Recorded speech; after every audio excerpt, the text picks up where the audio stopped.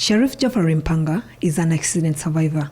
He says after spending plenty of time in a conventional hospital, he opted for a tradition bone setter. Ntuke Mulago, bansindika ku doctor home specialist Magumba. At Mulago, I was referred to a specialist. He confirmed that my legs were fractured. They checked my back and it was fine. Then I visited this lady. We parked at the entrance, but I couldn't move. A security guard from a neighboring school and a cook assisted me.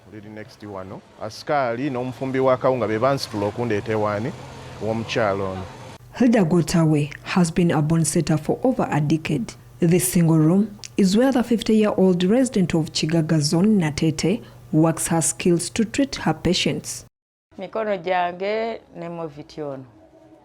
It is simply my hands and the cream. I put an ingredient because people are always wanting to see the bit of medicine in the massage cream. I am told that ghee works better, but I do not use it often. Here, a queue of patients sits quietly, each waiting for their turn. Unlike orthopedics, which works with the aid of modern technology, bone setters simply use their genius. Even if a fractured person does not undergo X-ray, I can tell which bone is broken. Some have doubts and oppose my opinion.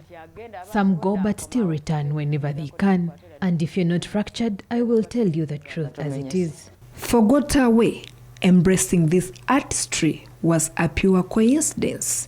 A friend's cow suffered a fracture. I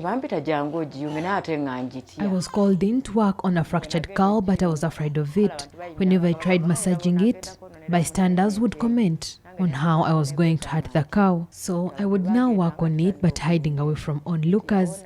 But eventually the cow healed and even gave birth. From then on, I worked on dislocated bones. I asked whether she has hopes of training into orthopedics, but she sees no point. It was sent to Koso, but the medics who worked on her simply worked on the foot. But I'm the one who pointed out the back problem. Yes, they work, but I wish to talk to them so that they improve their methods. They should stretch the patient's limbs so that they do not get crippled. People are left walking unsteadily. This retired orthopedic surgeon, now a consultant, dismisses that myth that traditional bone setters rely on magic. There is no scientific proof that the traditional bone setters do a good job.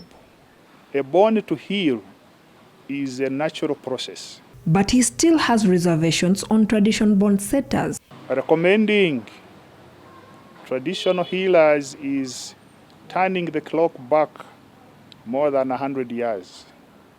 In fact, the world is moving, so we cannot be held in the backward practices of our great-great-grandparents.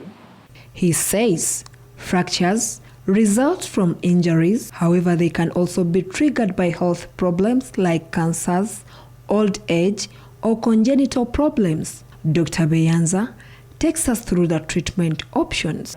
When bones have been weakened by cancer, when bone has been weakened by an underlying health condition, well, we can treat the cancer, we can treat the health condition, which can also minimize the risk for the fractures. Beyanza explains that amputation is the last option to be prescribed. A limb will be amputated or cut off mainly if it is very dangerous to the patient. This week, Makerere University researchers rolled out a plan to promote traditional remedies and treatment. Shamim Natebwa for CTV PM Edition.